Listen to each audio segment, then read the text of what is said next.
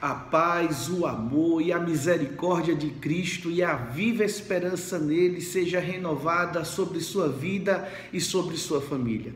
Eu lhe convido a parar um pouco e refletir comigo em Marcos 10, 45.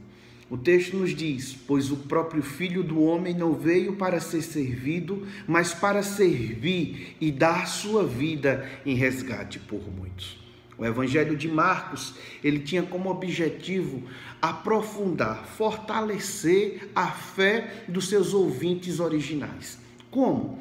Mostrando quem é Jesus, mostrando o Filho do Homem, Jesus Cristo, aquele que nos livra da ira vindoura.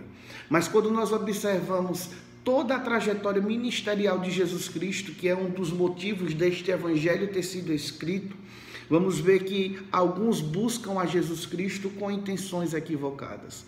Mas mesmo em face às intenções equivocadas, seja dos seus discípulos ou de qualquer outro, exemplo do jovem rico, nós podemos ver que o Senhor Jesus Cristo sempre prima por ensinar aqueles que são seus. O texto de Marcos 10, de forma mais específica, dos versículos 35 a 45, nos dá alguns ensinamentos. E eu quero que você pare e reflita comigo. O primeiro é que nós devemos entender quem são os envolvidos inicialmente. O versículo 35 diz que é Tiago e João, os filhos de Zebedeu. Ou seja, eles eram discípulos de Cristo Jesus.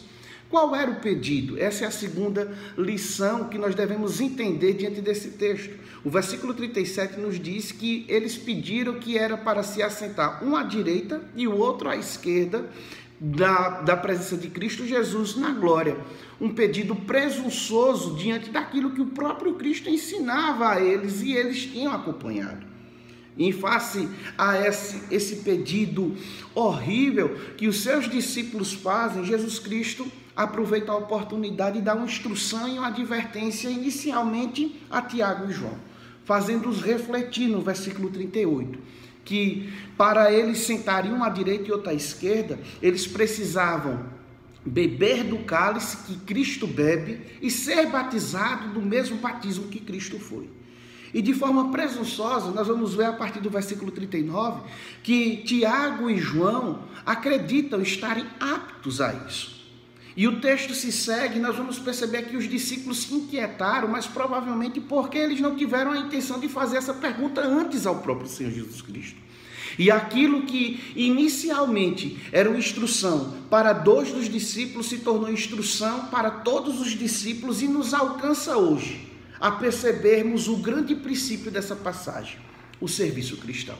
Da mesma forma que Cristo Jesus não veio ser servido, nós devemos entender que nós também não devemos simplesmente buscar ser servido. Não devemos buscar Cristo por aquilo que Ele pode nos dar. Não devemos buscar ou ter reconhecimento simplesmente visando o nosso próprio nome, mas sim a glória de Deus.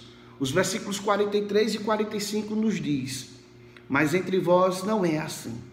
Ou seja, entre o meio do povo de Deus.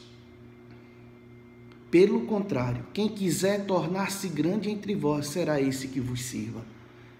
E quem quiser ser o primeiro entre vós, será o servo de todos. Pois o próprio Filho do Homem não veio para ser servido, mas para servir e dar a sua vida em resgate por muitos.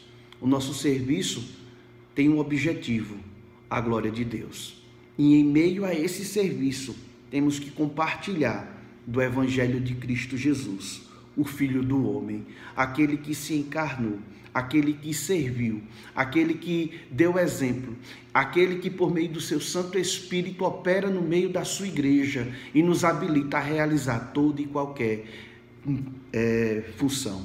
Que o nosso Deus, esse Deus gracioso, esse Deus de amor, de viva esperança, nos conduza em triunfo. Seguindo o exemplo de Cristo, o Filho do Homem, a Jesus Cristo, aquele que nos livra da ira vindoura. Compartilhemos desta mensagem de vida, servindo e não buscando o mérito próprio.